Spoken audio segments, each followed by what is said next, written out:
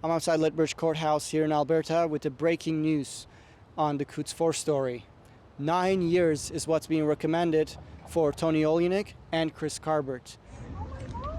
What do you make of the latest developments? The men were found not guilty of conspiracy to commit murder, but what do you make of Judge Labrenz's comments from Tuesday?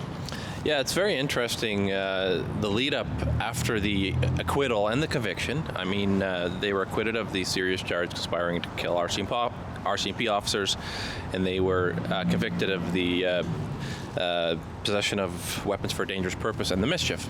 Sentencing was set for today, tomorrow, and we had some additional proceedings earlier this week.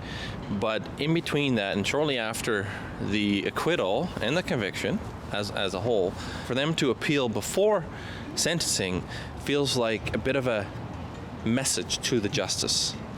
No justice is fond of their proceedings being appealed, period.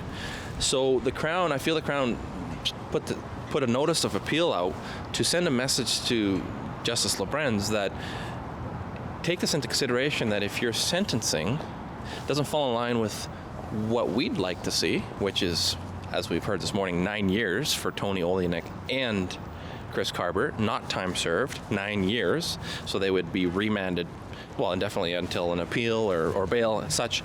I feel that the judge has heard this message and is acting on it.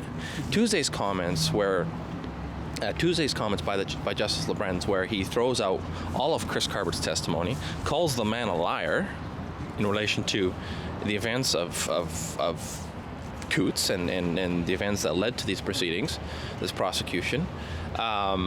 It seems very extreme. It seems like a very sudden move by the justice, and it reflects this narrative that I've just put out there.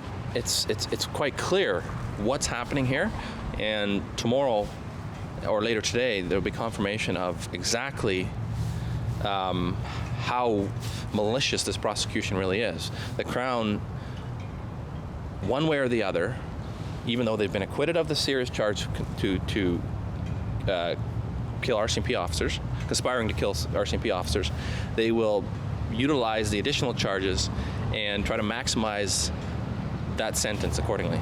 And that, to me, is a malicious prosecution, and it's a very unfortunate state of affairs here currently in Lethbridge, Alberta. Tomorrow is the big day, and I will be here to cover it. If you would like to support my independent journalism, please consider donating at mediabizergan.com/donate. Thank you.